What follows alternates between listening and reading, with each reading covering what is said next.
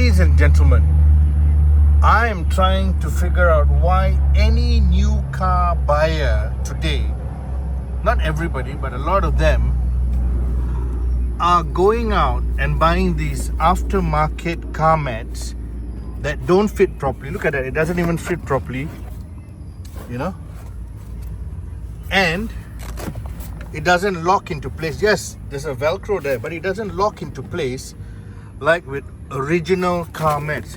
So the selling point is always that it's light, it's easy to take out and clean, and it's easy to put back. But look at it, it's flimsy. It's flimsy. It doesn't sit properly inside the car. It's not a good idea for a driver to have non-conforming factory car mats.